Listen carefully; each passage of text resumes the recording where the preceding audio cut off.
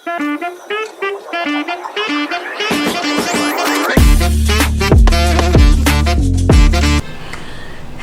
Namaste everyone and welcome back to our channel Educational Hicks. I am your science mentor Sakshi Jha and I am back with another video of your chemistry series.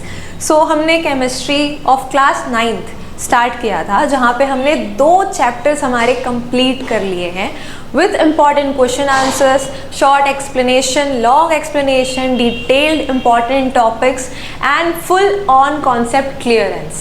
Now moving on to the further new chapter, that is chapter 3, atoms and molecules. I know बस 2-3 दिनों में ही आपके exams हैं, so don't worry, आज आपके chapter 3 का video आ जाएगा and कल आपके चैप्टर 4 का वीडियो आ जाएगा एंड उसी के साथ आपका केमिस्ट्री का पूरा concept will be clear and आप लोग पेपर में फुल ऑन रॉक करने वाले हो. Okay, so let's starting with the third chapter, atoms and molecules. So atoms, ये कोई न्यू वर्ड तो नहीं लग रहा, हमने ऑब्वियसली प्रीवियस चैप्टर में ये वर्ड थोड़ा बहुत तो समझा है, राइट. मॉलिक्यूल्स के बारे में भी थोड़ा बहुत तो हमने ये वर्ड सुना है प्रीवियस चैप्टर में. So let's move on to the chapter and dive into the world of atoms. अब ये जो एटम है ना, ये क्या है ये अभी हम समझेंगे, बट बिफोर दैट थोड़ा सा हिस्ट्री पढ़ते हैं. मैम साइंस में हिस्ट्री, वो भी केमिस्ट्री में? बिल्कुल यार, chemistry is also made up of history, क्योंकि हर चीज़ का इतिहास होता है, राइट. सो आपका केमिस्ट्री जो डेवलप हुआ है, जो न्यू कॉन्सेप्ट्स आए हैं, उनका भी एक अपना प्यारा सा इतिहास है. सो चलिए केमिस्ट्री के इतिहास में डुबकी लगाते हैं. सो हमारा जो एटम है ना, इसका कॉन्सेप्ट आपको सब बोल देंगे कि हमारे विदेश से आया है, इधर के उस साइंटिस्ट ने दिया है, उस साइंटिस्ट ने दिया है. भैया सब झूठ है. एटम के बारे में सबसे पहले हमारे भारत ने बात की थी. हमारे एक बहुत ही महान महर्षि थे, महर्षि कनद, ठीक है. तो महर्षि कनद जी ने सबसे पहले एटम्स के बारे में बताया था. उन्होंने बोला कि इस संसार में हर चीज़ जो है वो एक छोटे छोटे पार्टिकल से बनी है. एक ऐसा छोटा पार्टिकल जो आगे और ज़्यादा डिविजिबल नहीं है, ठीक है. ऐसा छोटा पार्टिकल जो आगे और ज़्यादा डिविजिबल नहीं है, और उस छोटे पार्टिकल को उन्होंने नाम दिया था परमाणु. जी हाँ, तो हमारे अराउंड 500 BC के अराउंड हमारे महर्षि ग्रेट इंडियन फिलोसफर थे कनड जी. उन्होंने बताया कि कोई भी मैटर, कोई भी पदार्थ, ठीक है, जैसे हम मैटर कहते हैं हिंदी में पदार्थ, कोई भी पदार्थ ऐसे छोटू से एक पार्टिकल से बना है जो फर्दर और ज़्यादा डिविजिबल नहीं है, और उस पार्टिकल को उन्होंने नाम दिया परमाणु, जिसे आज के डेट में आप अंग्रेजी में कहते हैं एटम, ठीक है. उसके बाद एक हमारे पकुदा कत्यायामा, ये थे हमारे एक और इंडियन फिलोसफर, जिन्होंने बताया कि ये जो पार्टिकल है वो नॉर्मली कंबाइंड फॉर्म में एग्जिस्ट करते हैं, जिससे कि मैटर के बहुत सारे वेरियस फॉर्म्स बन रहे हैं. क्या बोला मैम, कुछ समझ नहीं आया? अभी सब समझ आएगा, आगे आगे चलिए. बस आप इतना समझिए कि इन्होंने कहा कि महर्षि कनड जी ने जो एटम्स के बारे में, परमाणु के बारे में बताया, उन्होंने कहा पकुड़ा जी ने कि जो ये परमाणु है, मैटर के जो ये स्मॉलेस्ट इनडिविजिबल फॉर्म है, ये जो है वो ज़रूरी नहीं कि अकेले हों, ये कॉम्बिनेशन में भी रहते हैं, कंबाइंड फॉर्म में रहते हैं, ठीक है. तो वो कैसे कंबाइंड फॉर्म में रहते हैं उसे हम आगे समझेंगे. उसके बाद कुछ ग्रीक फिलोसफर्स आए, ठीक है. कुछ ग्रीक फिलोसफर्स थे जिनका नाम था डेमोक्रिटस एंड ल्यूसिपस. अब इन दोनों ने भी सिमिलर बात कही, बट अंग्रेजी में. इन्होंने कह दिया कि कुछ इनडिविजिबल मैटर को जब हम डिवाइड करेंगे, कोई भी मैटर है, जैसे हमारे इंडियन फिलोसफर ने पदार्थ कहा था, सेम बात, उसे जब हम डिवाइड करेंगे तो एक छोटा इनडिविजिबल पार्टिकल मिलेगा जिसे हम बोलते हैं एटम्स, ठीक है. तो सेम बात उन्होंने इंग्लिश में कह दी.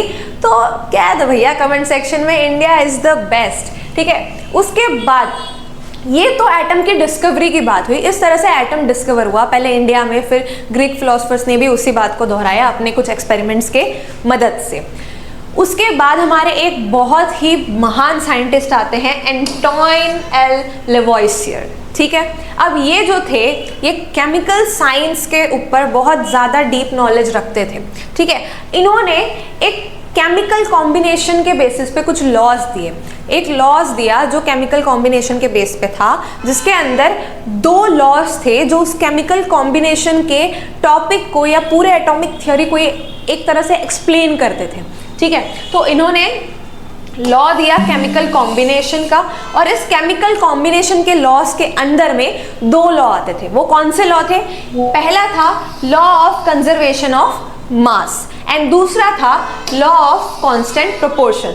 सो इन शॉर्ट हमारे एंटोइन एल लेवोइसियर ने कुछ एक्सपेरिमेंट्स किए। ठीक है, और वो एक्सपेरिमेंट इन्होंने एक साइंटिस्ट के साथ में मिलकर किया। ठीक है, तो ये लेवोइसियर ने जोसेफ प्रॉस्ट इनके साथ मिलकर कुछ एक्सपेरिमेंट किया, और उन एक्सपेरिमेंट की मदद से उन्होंने केमिकल कॉम्बिनेशन के एक लॉज दिए। कॉम्बिनेशन मतलब 2-3 चीज़ों से मिलके कंबाइन होके बन रहा है, राइट। तो इन्होंने 2-3 लॉज को मिलाकर एक कॉमन लॉ बनाया जिसका नाम था लॉ ऑफ केमिकल कॉम्बिनेशन, और इस लॉ को एक्सप्लेन करते थे 2 लॉ, पहला ये एंड दूसरा ये। अब ये कौन से 2 लॉ हैं जो लॉज ऑफ केमिकल कॉम्बिनेशन के बारे में बता रहे हैं, उसे एक्सप्लेन कर रहे हैं, आइए समझते हैं। पहला है लॉ ऑफ कंजर्वेशन ऑफ मास। नाम से ही समझ आ रहा है कि इसमें क्या होता है, हम समझते हैं। मान लीजिए हमारे पास रिएक्टेंट A है, ठीक है, और रिएक्टेंट B है, जिससे हमें रिजल्ट मिल रहा है AB, हमारा प्रोडक्ट। तो मान लेते हैं हमारे रिएक्टेंट A का मास है 5, ठीक है, 5 ग्राम्स, एंड हमारे रिएक्टेंट B का मास है 10 ग्राम्स।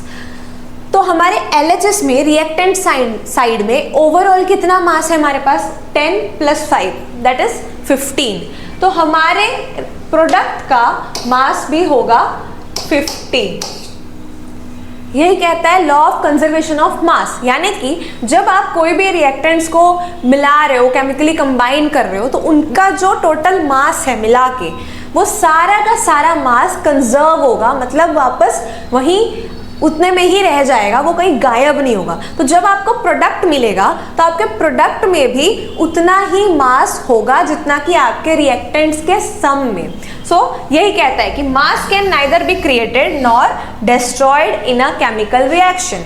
कोई भी केमिकल रिएक्शन है तो नया मास क्रिएट नहीं होगा, ना ही जो गिवन मास है वो डिस्ट्रॉय होगा। अगर यहाँ 15 था तो यहाँ भी टोटल 15 ही मास रहेगा, ना ही कोई मास एक्स्ट्रा बढ़ा है और ना ही कोई मास घटा है।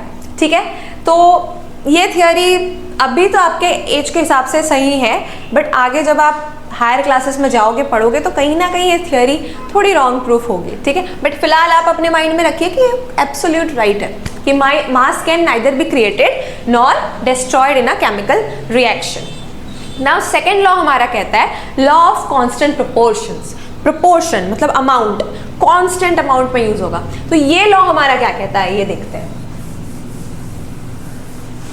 So law of constant proportion के अंदर मान लीजिए, जैसे हमने प्रीवियस चैप्टर में वाटर के बारे में पढ़ा था कि वाटर कितने रेशियो में यूज होता है, तो वहां हमने देखा था H2O, ठीक है, जहां पे वी सॉ कि H के 2 मॉलिक्यूल्स यूज हो रहे हैं हमारे पास, राइट, एंड O का 1 molecule. So it was like H का कितना है atomic mass? Answer me in the comment section.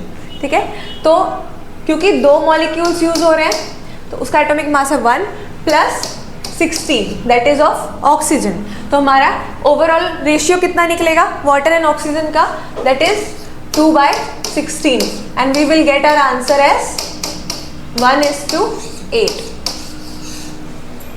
तो हमारे वाटर का रेशियो कि मतलब हाइड्रोजन और ऑक्सीजन कितने अमाउंट में, कितने प्रोपोर्शन में कंबाइन होके वाटर बनाएंगे, वो रेशियो हमारा आया था 1:8, राइट। 1:8 के रेशियो में हाइड्रोजन और ऑक्सीजन जो है वो कंबाइन होते हैं। तो लॉ ऑफ कांस्टेंट प्रोपोर्शन यही कहता है कि क्योंकि मान लीजिए एग्जांपल वाटर का ही लेते हैं कि वाटर का रेशियो है 1:8 ऑफ हाइड्रोजन एंड ऑक्सीजन, तो कहीं का भी आप पानी ले लो, आप चाहे नदी का पानी लो, समंदर का लो, फिल्टर का पानी ले लो, नल का पानी ले लो, बॉटल का पानी ले लो, कुएं का ले लो, लेक का ले लो, झरने का ले लो, कहीं का भी पानी ले लो, उस पानी में हाइड्रोजन और ऑक्सीजन का रेशियो 1:8 के फॉर्म में ही होगा, चाहे वाटर का सोर्स कहीं से भी हो।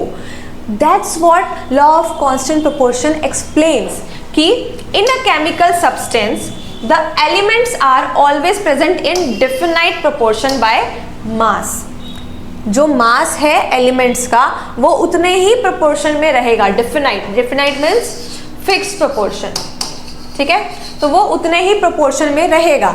And that's true if element hydrogen and oxygen का प्रोपोर्शन वाटर बनाने के लिए 1:8 है, तो वो आप कहीं से भी ले लो, किसी भी सोर्स से ले लो, वो एलिमेंट उसी फिक्स प्रोपोर्शन में बाय मास रहेगा, ठीक है। इसलिए क्योंकि डिफिनाइट प्रोपोर्शन में रहता है, इसलिए लॉ ऑफ कांस्टेंट प्रोपोर्शन को हम लॉ ऑफ डिफिनाइट प्रोपोर्शन भी कहते हैं। सो आई होप ये डिस्कवरीज का कॉन्सेप्ट क्लियर होगा, राइट। सबसे पहले महर्षि कनड ने बताया कि कोई भी पदार्थ को अगर तोड़ते हो तो एक ऐसा इंडिविजिबल पार्टिकल आपको मिलेगा जो और डिवाइड नहीं हो सकता, and he called it as परमाणु। फिर हमारे इंडियन फिलोसोफर पकुधा जी ने भी इसी बारे में बताया कि ये जो परमाणु है वो कंबाइंड फॉर्म में भी हो सकता है, जिसे आज के डेट में हम मॉलिक्यूल्स बोलते हैं, ठीक है। आगे समझेंगे क्या है कंबाइंड फॉर्म। फिर ग्रीक फिलोसफर्स आए हमारे डेमोक्रिटस एंड ल्यूसिपस, उन्होंने भी सेम बात बताई एटम के बारे में। देन एंटोइन लेवोइसियर जी ने प्राउस्ट के साथ मिलकर केमिकल कॉम्बिनेशन के लॉज दिए, जिसमें 2 लॉ थे, law of conservation of mass and law of constant proportion. So ये देखिए, आप पिक्चर देख सकते हैं हमारे महान साइंटिस्ट का, ये हमारे महर्षि कनद जी, ये पकुधा जी, ठीक है, ये है हमारे ल्यूसिपस एंड डेमोक्रिटस, फिर ये है हमारे एंटोइन एंड लेवोइसियर जी, एंड ये है प्राउस्ट, ठीक है। सो यू कैन सी ये है वो महान लोग जिन्होंने आपको एटम्स के बारे में इतना कुछ बताया है, okay. Now moving on to the next, and that is Dalton's atomic theory. अब एक बहुत ही ज़्यादा बढ़िया वाले साइंटिस्ट आए हमारे, ठीक है, जिनका नाम था जॉन डाल्टन, ठीक है। अब इन्होंने ना एटम्स के ऊपर बहुत डिटेल में स्टडी किया, एंड इन्होंने अपनी एक थ्योरी दी। पूरी एक्सपेरिमेंट्स एंड स्टडीज़ के बाद इन्होंने एक थ्योरी दी, एंड उस थ्योरी में काफ़ी पॉस्टुलेट्स थे। ये जो पॉइंट्स लिखे हैं ना, इन पॉइंट्स को हम बोलते हैं पॉस्टुलेट्स, ठीक है। इन्होंने कुछ पॉस्टुलेट्स दिए, वो क्या थे आइए देखते हैं, और क्या सारे पॉस्टुलेट्स सही थे या कुछ गलत थे, लेट्स अंडरस्टैंड। फर्स्ट पॉस्टुलेट उनका कहता है all matter is made up of tiny particles called atom which participate in a chemical reaction, जो कि सही था कि सारा का सारा मैटर छोटे छोटे छोटे पार्टिकल से बना है, जिनको हम बोलते हैं एटम, और वो एटम्स केमिकल रिएक्शन में पार्टिसिपेट करते हैं। एब्सोल्युटली राइट, ठीक है, it was totally correct. Next postulate कहता है एटम्स आर इनडिविजिबल पार्टिकल, ठीक है। अब तक की जो हमने डिस्कवरीज पढ़ी हैं उसमें हमारे सारे जो इंडियन फिलोसफर्स, ग्रीक फिलोसफर्स थे, सब लोग थे, उन्होंने यही बात कही कि एटम्स आर इनडिविजिबल। बट आगे नेक्स्ट चैप्टर जब आप पढ़ोगे उसमें आपको पता चलता है कि actually the atom is divisible, ठीक है। तो वहां पे इनका जो ये लाइन है, इतना पार्ट जो है वो रॉन्ग प्रूफ हो जाता है, ठीक है, कि एटम्स जो है एक्चुअली में डिविजिबल हैं। तो आपको ये याद रखना है कि डाल्टन बाबा ने हमारे यही कहा था कि एटम इनडिविजिबल है, जैसा कि प्रीवियस स्लाइड में सारी डिस्कवरीज में कही गई थी। बट ये सारी बात गलत प्रूव होती है। एटम एक्चुअली में डिविजिबल है, और वो कैसे डिविजिबल है वो नेक्स्ट चैप्टर में आप समझेंगे, ठीक है। फिलहाल के लिए इतना याद रखिए कि एटम्स इनडिविजिबल नहीं होता है, सो उनकी ये बात गलत थी। उसके बाद उन्होंने कहा which can not be created और destroyed in a chemical reaction, which is right. Atom जो है वो ना क्रिएट हो सकता है ना डिस्ट्रॉय हो सकता है केमिकल रिएक्शन में, एंड ऐसा ही कुछ आपने अभी कहीं पढ़ा था, right. Law of conservation of मास में यू स्टडीड कि मास can neither be created nor destroyed, right. तो इट्स सिमिलर थिंग, वही बात उन्होंने बोली। तो ये सेकंड, बाकी की जो लाइन है वो हमारे लॉ ऑफ कंजर्वेशन ऑफ मास को सपोर्ट करती है, हमारे इस लॉ को सपोर्ट करती है, ठीक है। तो हमारा सेकंड पॉस्टुलेट का सेकंड पार्ट हमारे एक लॉ को प्रूफ कर देता है, सपोर्ट कर देता है, ठीक है। नेक्स्ट उन्होंने बोला atoms of given element are identical in mass and chemical properties. अब उन्होंने बोला कि गिवन एलिमेंट्स जो हैं, कोई भी अगर सेम एलिमेंट दिए हैं तो उन सबका मास जो है वो सेम होगा, आइडेंटिकल होगा, एंड केमिकल प्रॉपर्टीज भी सेम ही होंगी। तो ये भी उनका कहीं ना कहीं रॉन्ग प्रूफ हुआ था।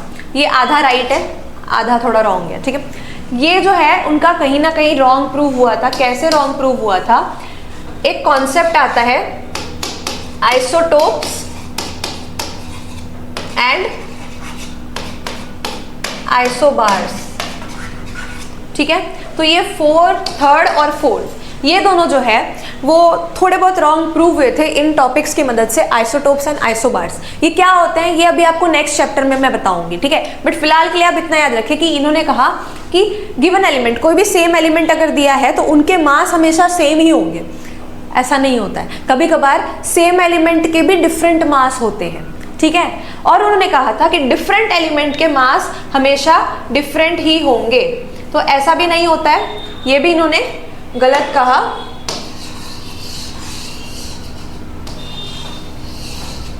Okay, so this was also wrong.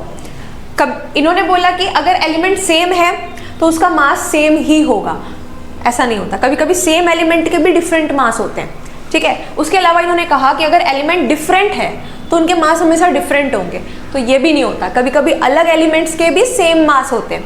And ये चीज आइसोटोप्स और आइसोबार रॉन्ग प्रूफ कर देती है। कैसे? आइसोटोप्स ऐसे एलिमेंट होते हैं जो सेम होते हैं, एलिमेंट सेम है बट उनके मास अलग अलग है।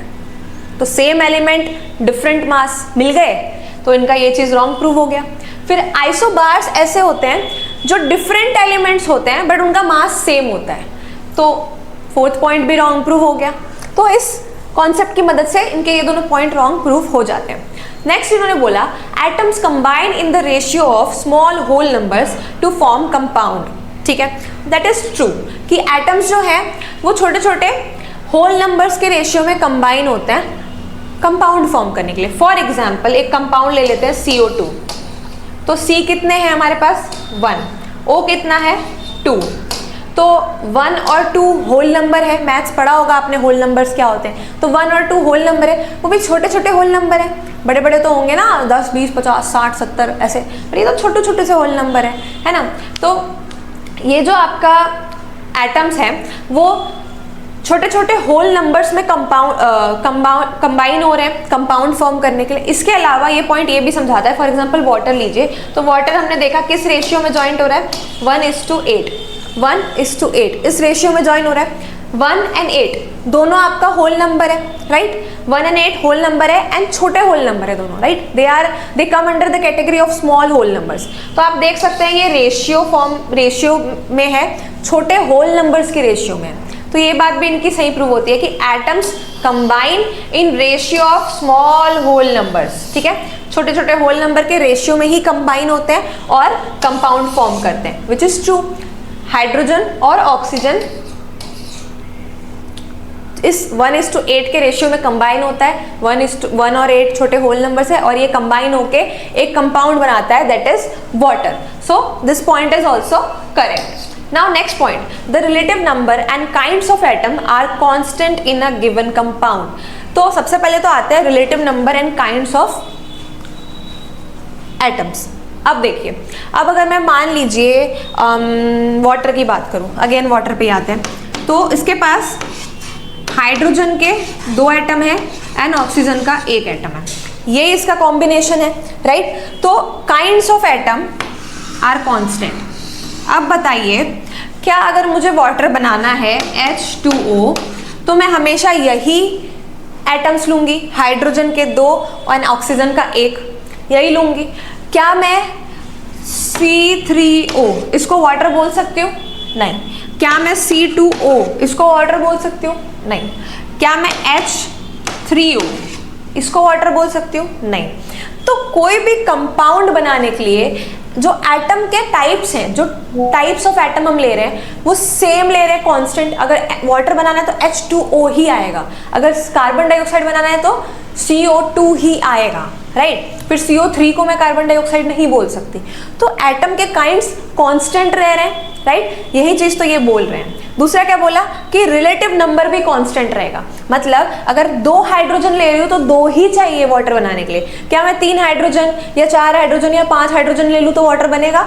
नहीं बनेगा, राइट। तो रिलेटिव नंबर यानी कि कितने अमाउंट में उसको ले रहे हैं, प्लस कौन से एटम्स ले रहे हैं, किस एलिमेंट के ले रहे हैं, ये दोनों हमेशा कांस्टेंट रहेंगे किसी भी कंपाउंड को बनाने के लिए।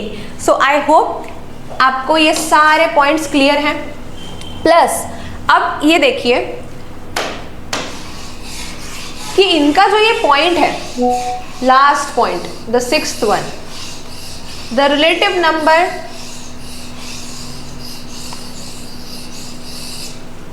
and kinds of atom are constant in a given compound. Also atoms combine in the ratio of small whole number to form compound. आप देख सकते हो ये वाला जो पॉइंट है इनका, सिक्स्थ पॉइंट, कि रिलेटिव नंबर और जो एटम के टाइप्स है वो हमेशा कांस्टेंट रहेंगे। तो यही कांस्टेंट वाली बात हमने कहीं और भी करी थी, प्रीवियस स्लाइड अगर याद हो, लॉ ऑफ कांस्टेंट प्रोपोर्शन, जहाँ पे हम डेफिनाइट प्रोपोर्शन में, फिक्स प्रोपोर्शन में कांस्टेंट वे में ले रहे थे एटम्स को, राइट। तो ये वाला जो लॉ है, जो पोस्टुलेट है, वो हमारे लॉ ऑफ कांस्टेंट प्रोपोर्शन को सपोर्ट करता है।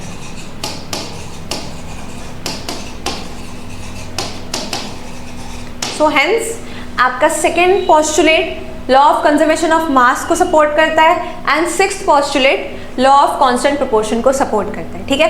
तो डेल्टन के एटॉमिक थ्योरी में आपके दोनों केमिकल कॉम्बिनेशन के लॉ जो है वो प्रूफ हो रहे थे, सपोर्ट हो रहे थे, ठीक है। आई होप डेल्टन के एटॉमिक थ्योरी क्लियर है, कौन सी पोस्टुलेट रॉन्ग थे, क्यों रॉन्ग थे, that is also clear, right. Now moving on to the next. अब आ जाते हैं जी एटम्स। फाइनली मैम कब से एटम एटम एटम कर रहे हो, अब आया है एटम। तो क्या होता है एटम? तो आपके किसी भी मैटर का वो सबसे छोटा, स्मॉलेस्ट, फंडामेंटल यूनिट जो और आगे ज़्यादा डिवाइड नहीं हो सकता, ऐसा कहा गया है आपके अब तक के एक्सपेरिमेंट्स में, डिस्कवरीज में, ठीक है। But actually atom are divisible. So जो केमिकल रिएक्शन में पार्टिसिपेट करता है उसे ही हम कहते हैं atom. So atom is the smallest fundamental unit of any matter that participates in the chemical property of element, ठीक है। केमिकल जो किसी एलिमेंट के साथ केमिकल रिएक्शन में पार्टिसिपेट करता हो और किसी भी एलिमेंट की केमिकल प्रॉपर्टी को रिटेन करता हो, उसे हम बोलते हैं एटम्स। अब एटम जो है वो हमें इतना पता है कि स्फेरिकल होता है। तो कोई भी चीज़ अगर स्फेरिकल है तो उसकी कुछ ना कुछ रेडियस तो होगी।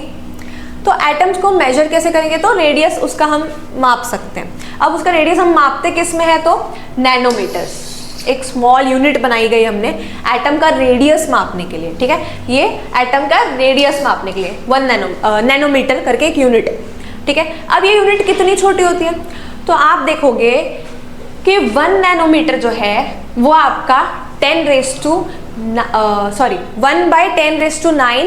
मीटर के बराबर है। मतलब 1 नैनोमीटर जो है वो आपका 1/10⁻⁴ 1 2 3 4 5 6 7 8 9 मीटर इतना है। Can you imagine how small it is, ठीक है। आपका 1 नैनोमीटर इतने मीटर के, इतना 1/10⁹ मीटर के जितना आपके एटम का रेडियस होता है, एक नॉर्मल एटम का रेडियस, ठीक है। तो इतना छोटा होता है आपका एटॉमिक रेडियस एंड उसको आप नैनोमीटर में मापते हो। अलग अलग एलिमेंट्स के अलग अलग रेडियस होते हैं, ठीक है, सबका सेम नहीं होता। ये जस्ट एक कॉमन मेजरमेंट है आपके पास। आपको ये बस 1 नैनोमीटर की वैल्यू बताइए कि 1 नैनोमीटर कितना होता है। 1 नैनोमीटर मतलब 1/10⁹ मीटर, इतनी साइज होती है। अब ना बहुत सारे एलिमेंट्स हमारे पास, हमने पढ़ा था प्रीवियस चैप्टर में 118 एलिमेंट्स हमारे पास, जिसमें कुछ मेटल है, कुछ नॉन मेटल है, कुछ मेटलॉइड्स हैं, ठीक है। तो अब इन सारे एलिमेंट का नाम अगर याद रखेंगे तो कन्फ्यूजन ही कन्फ्यूजन होगा भैया, ठीक है। तो हम याद रखने के लिए ना कुछ तो शॉर्टकट होना चाहिए, ठीक है। आजकल नाम से नहीं बुलाते, बेबी, बाबू, सोना बुलाते हो, तो एलिमेंट्स का भी कुछ निक नेम होना चाहिए ना, कुछ छोटा मोटा नाम, गुल्लू मुल्लू चुल्लू करके, ठीक है। तो इनको भी ना हमारे डेल्टन जी ने क्या किया, इनको एक निक नेम दे दिया सिंबल के फॉर्म में, ठीक है। ये कुछ सिंबल्स हैं, देख सकते हैं, और भी दिए थे इन्होंने, बट ये कुछ एग्जाम्पल्स हैं, ठीक है। देख सकते हो आप, जैसे हाइड्रोजन का सिंबल इन्होंने दे दिया कि एक गोला बनाओ और उसमें एक बिंदी डाल दो, ठीक है। फॉस्फोरस का सिंबल उन्होंने दे दिया, एक गोला बनाओ और उसमें उल्टा Y बना दो। फिर उन्होंने गोल्ड का सिंबल, देखो, एक गोला बनाओ, उसमें बीच में G लिखो और ऊपर नीचे डिजाइन बना दो एकदम सुंदर सुंदर स्टाइलिश सा, ठीक है। प्लेटिना का इजी है, फिर भी गोला बनाओ बीच में P। सल्फर का देखो, गोला बना के बीच में प्लस, तो इस तरह से अलग अलग सिंबल दिए और भी सारे एलिमेंट्स के।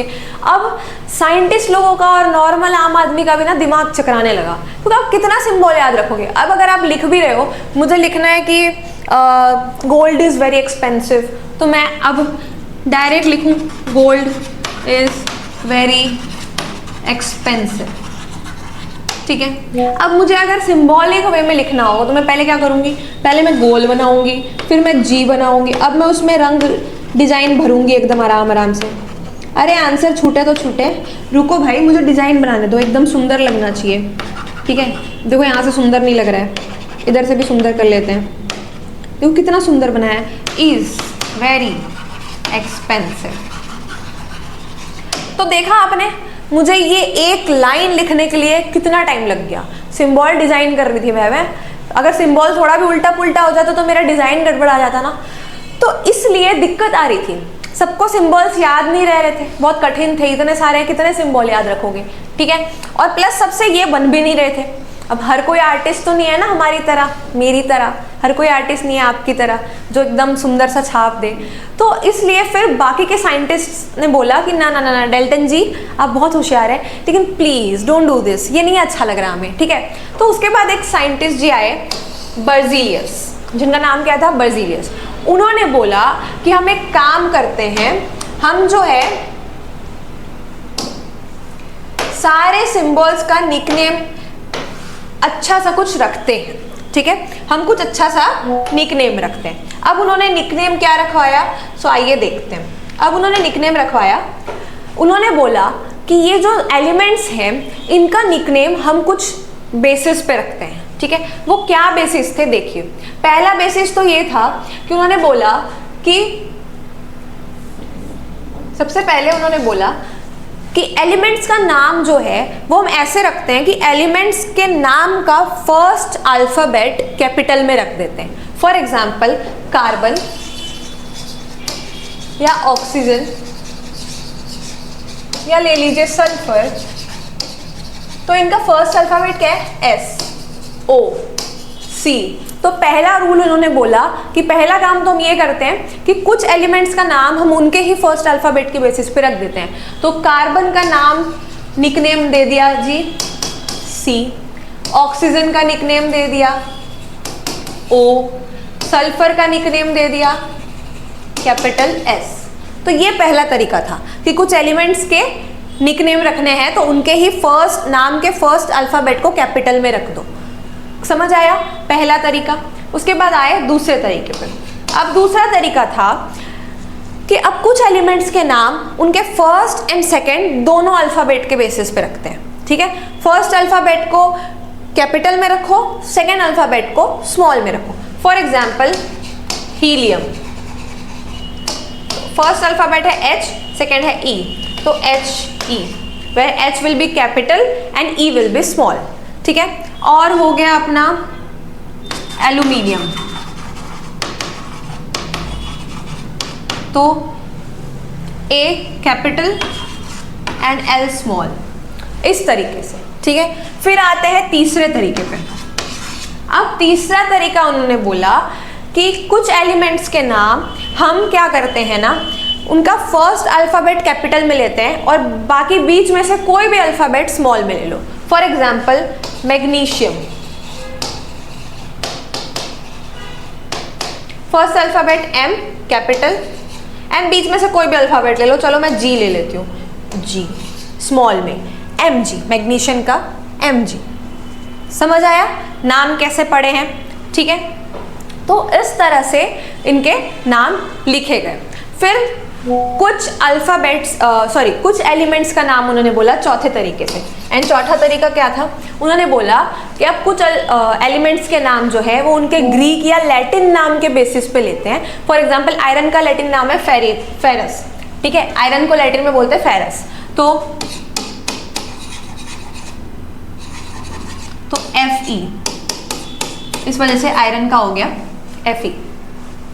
समझ आया किस तरह से नेमिंग किया गया है। तो ये तरीका है नेमिंग का। 4 तरीके अप्लाई किए गए। पहला था कैपिटल अल्फ़ाबेट पहला वाला, दूसरा तरीका था first and second alphabet in capital and small.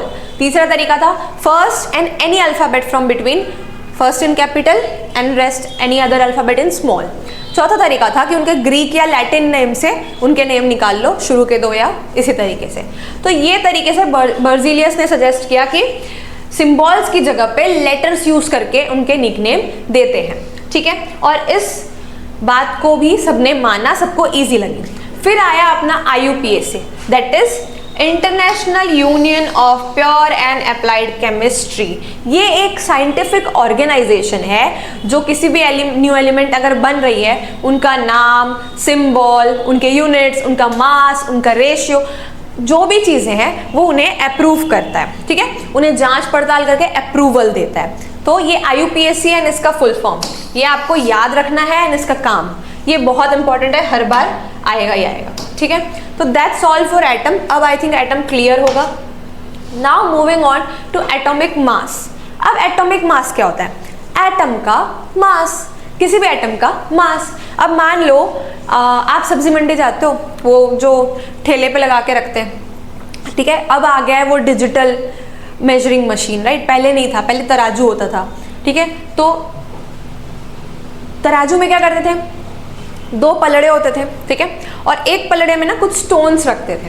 वो स्टोन का कुछ वेट होता था, ठीक है, इतना ग्राम्स, इतने केजी का वेट। उस स्टोन के वेट के मदद से उसके कंपैरिजन में आपके जो है दूसरे पलड़े में कोई भी चीज़, सब्जी वगैरह मेजर करी जाती थी। यानी कि कुछ मेजर करने के लिए आपने किसी और की मेजरमेंट का सहारा लिया, राइट। तो एटॉमिक मास भी इसी तरह से ढूंढा जाता है, ठीक है।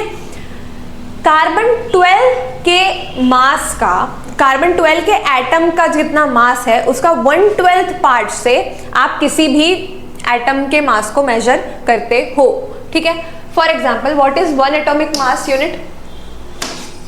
सी, what is 1 atomic mass unit? Equal to 1/12 the mass of 1 atom of carbon 12। मतलब मान लो मैं आपको बोलूं कि किसी एटम का मास मुझे बताओ, तो आप किसके मेजरमेंट में बताओगे, ठीक है। तो आप ये बताओगे कि ये इसका मास जो है, क्या हो रहा है यार इसको आज। तो अगर मैं बोलूं आपको कि मान लो मुझे किसी एटम का मास बता दो, आप कैसे बताओगे? इसका मास जो है वो 1/12 कार्बन एटम के, C12 कार्बन एटम के मास के 1/12 भाग जितना है, ठीक है। ये मेजरमेंट करने का तरीका है इसका। अब relative atomic mass of all elements have been found with respect to atom of carbon 12, ठीक है। बाकी जितने भी एलिमेंट है उनके एटॉमिक मास को ढूंढा गया है कार्बन 12 के मास के एटम के मदद से, उसी के हेल्प से, उसी के कंपैरिजन से, ठीक है। तो now what is relative atomic mass? It is defined as average mass of the atom as compared to 1/12 mass of C12 atom. So atomic mass and relative mass are the similar thing. In short, मैं मान लूँ जैसे कि मैंने बोला आपको कि अभी अगर मेरा वेट है, मान लो मेरा वेट है 80 किलो, ठीक है। तो अब मेरे सामने कोई अगर 160 किलो का बंदा है तो मैं क्या बोलूँगी? He is double of me. मेरे कंपैरिजन में मैंने उसका वेट बताया ना, राइट। मैंने बोला कि ये मेरा दोगुना है, मैंने उसका वेट मेरे कंपैरिजन से बताया कि वो मेरे दोगुना है, he is double of me. तो इसी तरह से हम किसी भी एटम का मास जो है वो C12 एटम के मास के 1/12 मेजरमेंट से कंपेयर करके बताते हैं कि ये C12 एटम के मास के इतना है, इससे इतना ज़्यादा है, इससे इतना कम है। समझ आया? तो इस तरह कंपेयर करके हम एटॉमिक मास निकालते हैं। तो ये कंपेयर करके कुछ एलिमेंट्स के एटॉमिक मास यहाँ दिए हुए हैं, जैसे कि देख सकते हो हाइड्रोजन का एटॉमिक मास 1 है on comparison with C12 atom के मास से।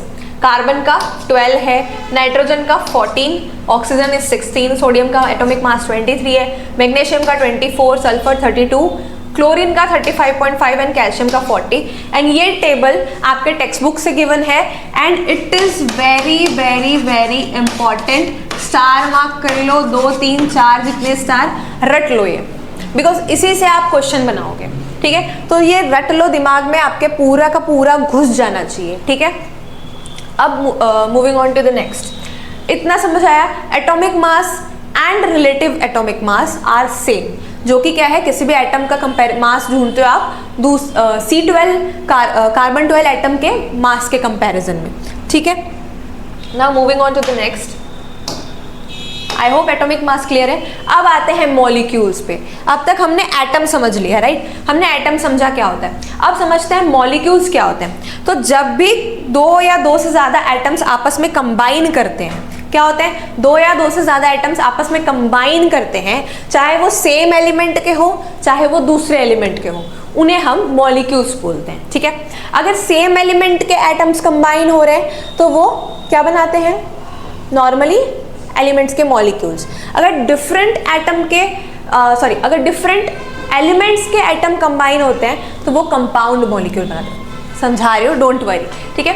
मान लीजिए यहाँ पे ठीक है, अब मॉलिक्यूल क्या होंगे, जब दो या दो से ज्यादा एटम्स केमिकली बॉन्ड होंगे, ठीक है। अगर कोई चीज ऐसे एक है अकेले, तो वो मान लीजिए हाइड्रोजन का एक एटम है, तो ये अकेले है तो ये क्या होगा, एटम होगा, ठीक है। अकेला हाइड्रोजन है तो वो क्या होगा, एटम होगा। अब ये दो तरह से कंबाइन हो सकता है, या तो ये वेट अच्छे से समझते हैं, ओके। अब ये देखिए, यहाँ पे हमारे पास हाइड्रोजन है, एक हाइड्रोजन का एटम है, तो ये जब अकेला है, एक है, तो इसे हम क्या बोलेंगे, एटम, ठीक है। अब ये दो तरह से कंबाइन हो सकता है, दो तरह से। पहला तरीका है सेम एलिमेंट के साथ, एंड दूसरा तरीका है डिफरेंट एलिमेंट के साथ, ठीक है जी। ये दो तरीके हैं। पहला है या तो सेम एलिमेंट के साथ कंबाइन होगा, तो अब सेम एलिमेंट के साथ मतलब हाइड्रोजन का हाइड्रोजन के साथ ही कंबाइन होगा, तो ये हाइड्रोजन का हाइड्रोजन के साथ ही कंबाइन हो गया, ठीक है। दूसरा तरीका है कि ये एटम दूसरे एलिमेंट के साथ कंबाइन होगा, ठीक है। तो मान लो ये मेरा हाइड्रोजन था, वो एक और हाइड्रोजन के साथ तो कंबाइन हुआ ही, बट एक दूसरे एलिमेंट के साथ कंबाइन हो गया, जो कि है O, ऑक्सीजन। तो अब देखिए ये क्या बन गया, ये बन गया H2, ठीक है। ये क्या है, H2 है और साथ में एक O है, ये क्या बन गया, वाटर, ठीक है। और ये क्या है आपका, हाइड्रोजन, H2 इज हाइड्रोजन। तो ये भी मॉलिक्यूल है, ठीक है आपका, ठीक है आपका ये भी मॉलिक्यूल है और ये भी मॉलिक्यूल है,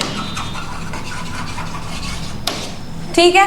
दोनों ही आपके मॉलिक्यूल्स हैं। तो मैंने बोला कि जब दो या दो से ज्यादा एटम्स आपस में कंबाइन करते हैं तो वो मॉलिक्यूल बनाते हैं। अब ये कंबाइन सेम एलिमेंट के साथ भी हो सकता है, हाइड्रोजन हाइड्रोजन सेम एलिमेंट के साथ भी, या सेम सेम और डिफरेंट एलिमेंट के साथ भी हो सकता है, कि जैसे हाइड्रोजन यहाँ पे ऑक्सीजन के साथ कंबाइन हो गए, तो ये डिफरेंट के साथ भी कंबाइन हो सकता है। अब जब ये सेम एलिमेंट के साथ कंबाइन हो रहा है तो ये हाइड्रोजन है, हाइड्रोजन, एंड हाइड्रोजन एक तरह का क्या है, हाइड्रोजन एक तरह का एलिमेंट है,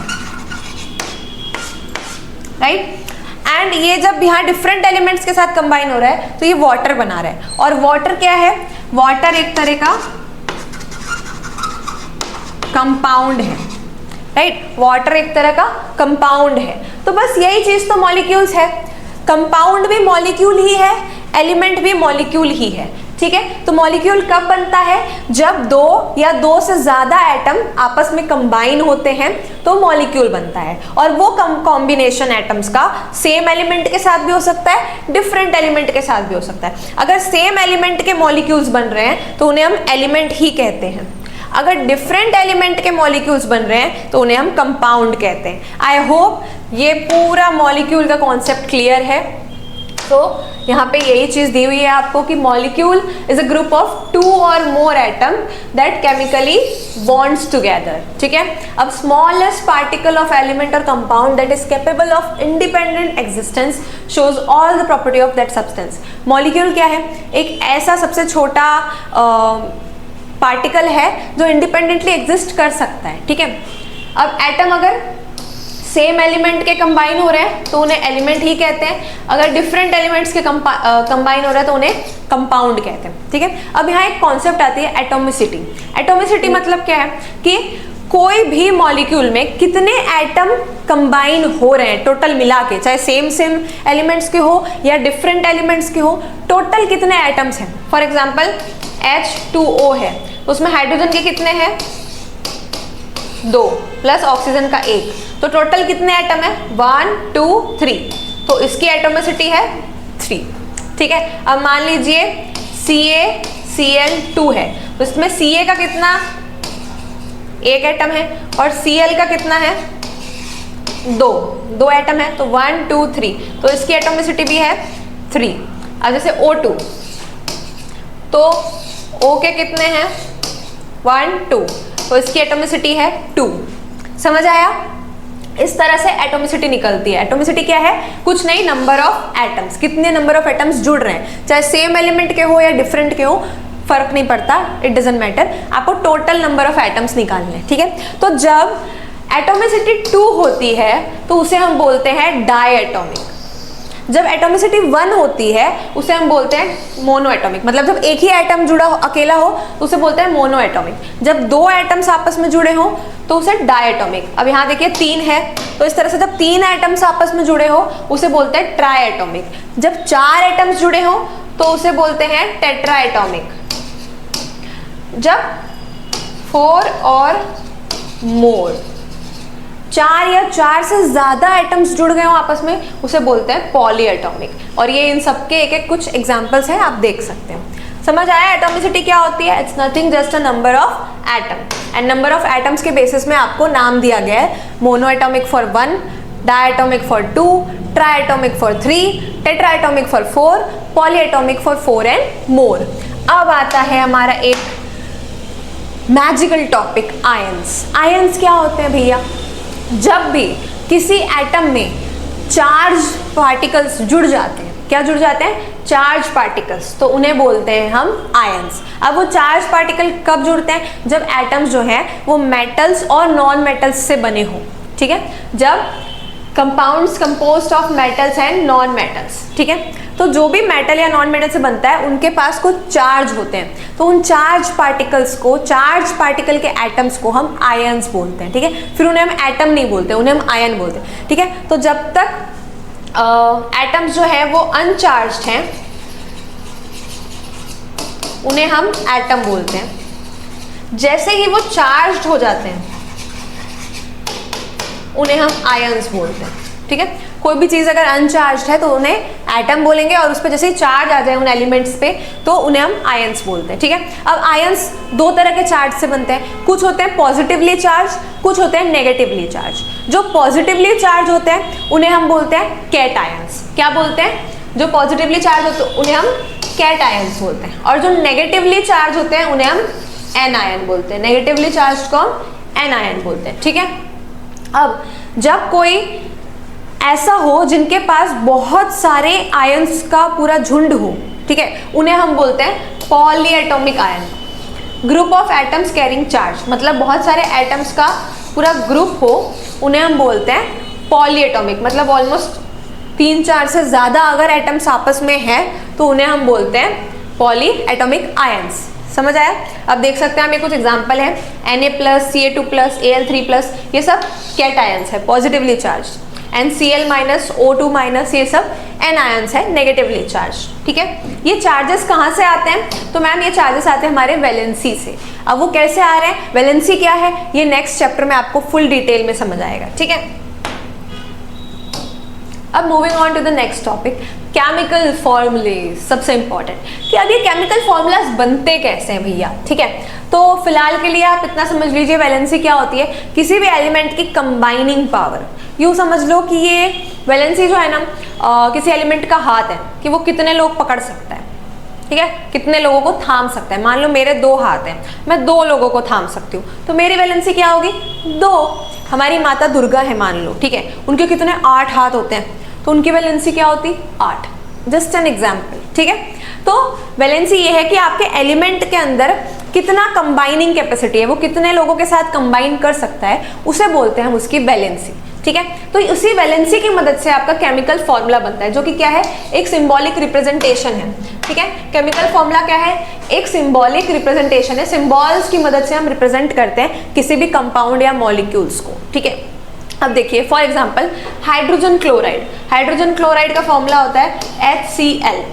तो H इज हाइड्रोजन, हाइड्रोजन की वैलेंसी होती है 1, Cl इज क्लोरीन, क्लोरीन की वैलेंसी होती है अगेन 1, ठीक है। तो अब क्या करेंगे, इन दोनों की जो वैलेंसी है वो हम एक दूसरे को दे देंगे। फॉर एग्जांपल क्लोरीन की वैलेंसी 1 थी तो हमने H को दे दिया 1, एंड हाइड्रोजन की वैलेंसी 1 थी तो वो हमने क्लोरीन को दे दिया 1। तो H1Cl1, 1 तो गायब कर सकते हैं, तो इसका ओवरऑल फॉर्मूला आ जाएगा HCl, ठीक है। अब एक थोड़ा ट्विस्ट वाला देखते हैं, जैसे ये देखिए कार्बन टेट्रा क्लोराइड, ठीक है। अब कार्बन टेट्रा क्लोराइड क्या होता है, कार्बन की वैलेंसी होती है 4, ठीक है, क्लोराइड की वैलेंसी होती है अगेन 1, क्लोरीन जो यहाँ था सेम चीज है, ठीक है। तो अब इनका क्रॉस दे देंगे वैलेंसी, तो कार्बन को हमने क्लोरीन का 1 दे दिया एंड क्लोरीन को हमने कार्बन का 4 दे दिया, तो क्या हो गया, कार्बन को क्लोरीन का 1 दे दिया एंड क्लोरीन को कार्बन का 4 दे दिया, तो 1 कैन बी नेग्लिजिबल, सो ये बन गया CCl4। ये हो गया हमारा मेन फॉर्मूला। इस तरह से फॉर्मूला बनते हैं, आपको वैलेंसी याद होनी चाहिए एंड देन वैलेंसी को हम क्रॉस में दे देते हैं, ठीक है। जैसे देख लिए मैग्नीशियम क्लोराइड, ठीक है, तो मैग्नीशियम की वैलेंसी है, मैग्नीशियम क्लोराइड पे चार्ज होता है, वैलेंसी क्यों नहीं है, बिकॉज ये सब एटम्स के थे, ये अभी आपके आयंस के वे में बात हो रही है कि आयंस की मदद से आप फॉर्मूला कैसे लगाओगे, ठीक है। तो मैग्नीशियम पे 2+ चार्ज होता है, यानी एक तरह से 2 ही उसकी वैलेंसी भी हुई, एंड क्लोरीन पे 1- चार्ज होता है, ठीक है। तो ये 1 इसको दे देंगे, ये 2+ उसको चला जाएगा, तो MgCl ट्वाइस। अब आप बोलोगे मैम अपने चार्ज का माइनस+ क्यों नहीं लगाया, तो फॉर्मूला लिखने के वक्त हमें माइनस+ चार्ज का साइन लगाने की जरूरत नहीं है, हमें बस उसके उस नंबर को यूज करना है, ठीक है। जैसे ये देख ली हाइड्रोजन सल्फाइड, हाइड्रोजन की 1 होती है, सल्फाइड की 2 होती है वैलेंसी, तो हमने अगेन क्रॉस कर दिया, ये 2 दे दिया हाइड्रोजन को, 1 दे दिया सल्फाइड को, एंड हमारा बन गया H2S।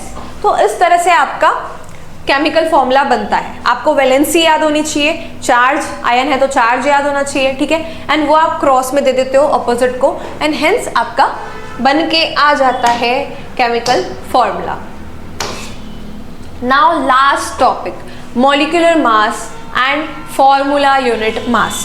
सबसे पहले तो molecular mass and formula unit मास दोनों सेम ही है, यस, हाँ जी, दोनों बिल्कुल सेम है।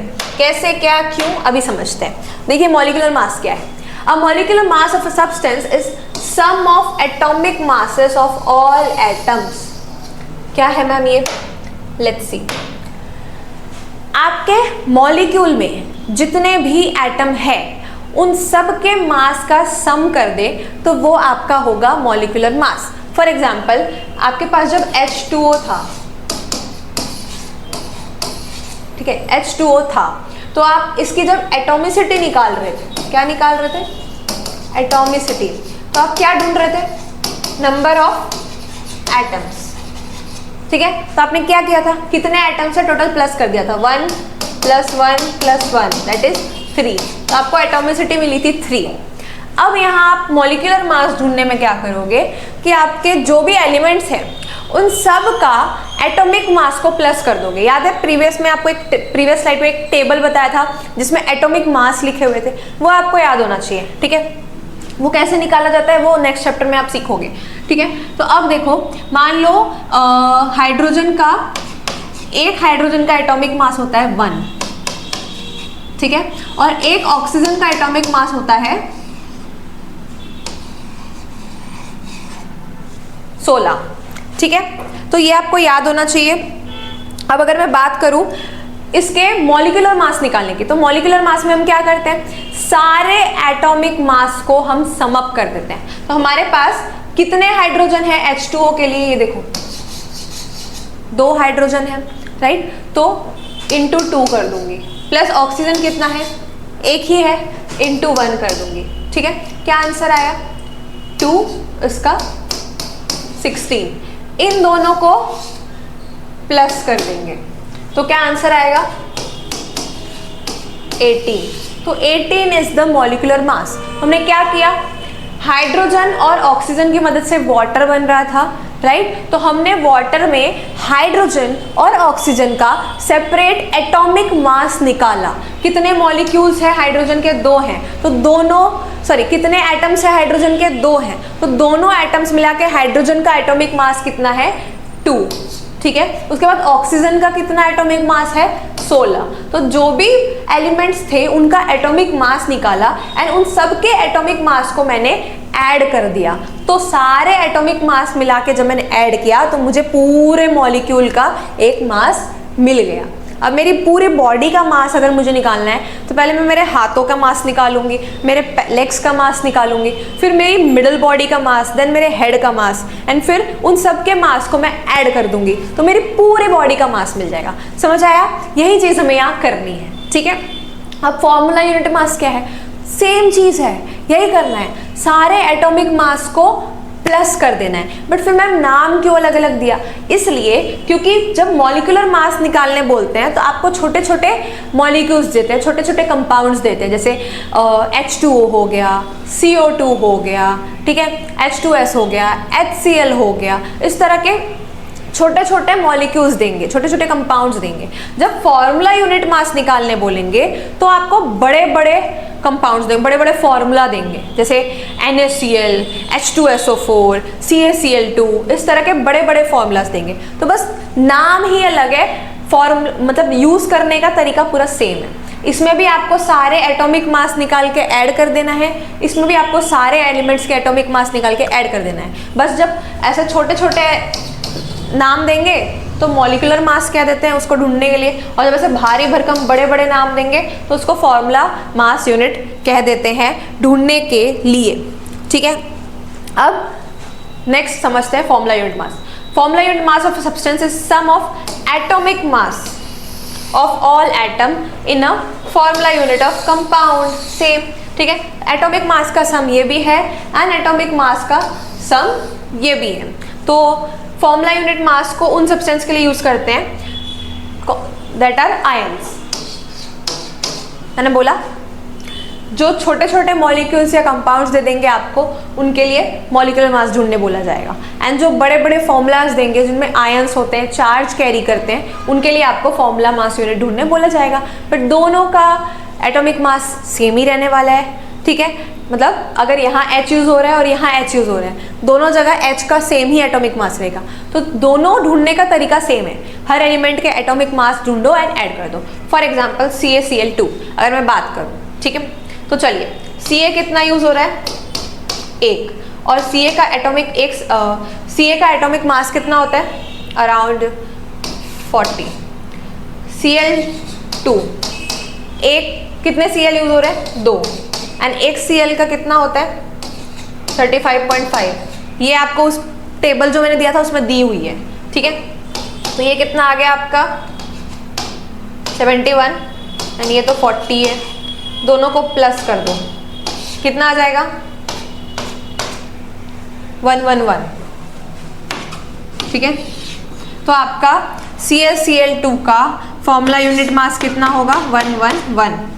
ठीक है, अब ये मॉलिक्यूलर मास और एटॉमिक मास, इनको लिखने के लिए इनको मेजर करने के लिए एक यूनिट होता है। किस यूनिट पे मेजर करते हो आप, AMU। ठीक है, इसको बोलते हैं एटॉमिक मास यूनिट। ठीक है, इसको आप चाहो तो सिर्फ U से भी डिनोट कर सकते हो। ठीक है, तो आप लिख सकते हो कि CaCl2 का मॉलिक्यूलर फॉर्मूला यूनिट मास है 111 AMU, या फिर आप लिख सकते हो 111U, इस तरह से। सिमिलरली वाटर का कितना आया था 18, तो आप लिख सकते हो आइदर 18 AMU भी लिख सकते हो या फिर 18U भी लिख सकते हो, दोनों करेक्ट है। ठीक है, तो समझ आया मॉलिक्यूलर मास कैसे ढूंढते हैं। एटॉमिक मास सारे एलिमेंट्स के लेते हैं और कौन सा एलिमेंट के कितने एटम्स यूज हो रहे हैं उतने एटम्स उसमें मल्टीप्लाई कर देते हैं। ठीक है, एंड सारे एटॉमिक मास ढूंढ के सबको सम अप कर देते हैं। सिमिलरली फॉर्मूला यूनिट मास भी ढूंढते हैं। दोनों में डिफरेंस क्या है, ये नॉर्मल मॉलिक्यूल्स कंपाउंड्स के लिए यूज होता है, ये चार्ज वाले मॉलिक्यूल्स के लिए यूज होता है। So with that I think your chapter is done and yes हमने फिर से एक और चैप्टर खत्म कर लिया है। बस एक लास्ट चैप्टर रह गया है, चैप्टर 4 स्ट्रक्चर ऑफ एटम, जो कि कल आ जाएगा वीडियो। सो आपके 9th केमिस्ट्री का पूरा सिलेबस देन डन है। अच्छे से पढ़िए, अच्छे मार्क्स स्कोर करिए and make us all proud. Thank you.